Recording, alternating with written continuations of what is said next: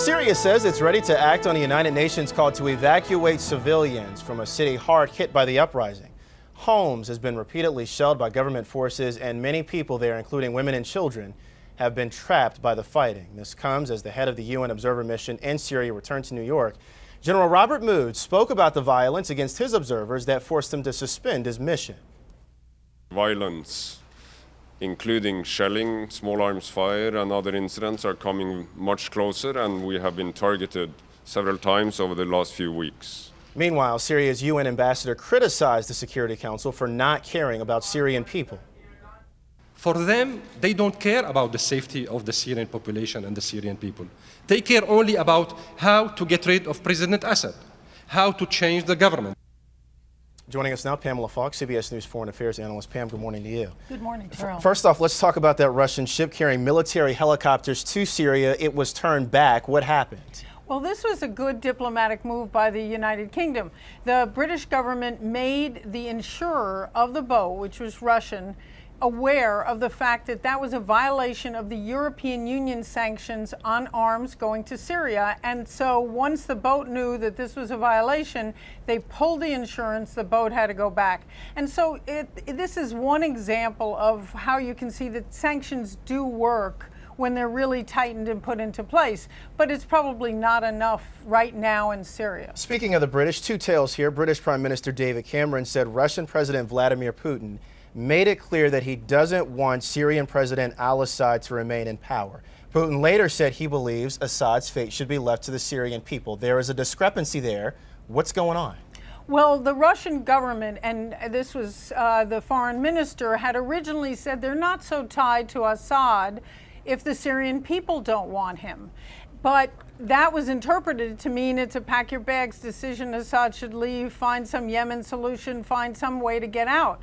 But by saying if the Syrian people want it, the qualification meant that Russia really wasn't going for any change. And that's the difference. And so Cameron was looking at the first statement and misinterpreting it relative to where the Russians stand. Right now, the Russians have made it clear that they will veto anything at the UN, and they may even not support an extension of the observer mission that you were talking about, that General Mood runs. President Obama has jumped into this as well. He has talked to President Putin. He has also talked to President Hu Jintao of China. Anything significant come out of those talks? No, in Los Cabos, I think all you had to do is watch the body language. They did not agree on most things. Now, they did both say, we agree with the Kofi Annan peace plan and violence must stop, but Russia is still propping up the Assad regime, and that is because they have a military base there and they feel it's their sphere of influence. Iran is pouring in arms, as well as Gulf countries to the opposition, but much less so. In fact, there's a UK Parliament legislator who would like to lift the arms embargo of the European Union against the opposition, so at least they could be armed. But I think there's no plan B, which is the comment that we heard from the head of peacekeeping, who is also briefing the council today. Let's turn to Egypt now. There are reports that former Egyptian President Hosni Mubarak, his health has taken a turn for the worse, apparently on life support now, taken from a prison to a hospital. How big of a deal is this? How significant is it? Well, curiously, it's not that big a deal. What you saw in Tahrir Square and the protests are really about what's going on with the government. I mean, here there was an election, and as the polls were closing, you saw the military sweep in, change the law, put in an interim constitution, and really take power legally and have and in a way that will then determine the new constitution. So that, coupled with the dissolution of Parliament, I think you're seeing the military back in power and almost at ground zero from when the revolution started. And speaking of those elections, we're expected to get results sometime on Thursday, both sides claiming victory.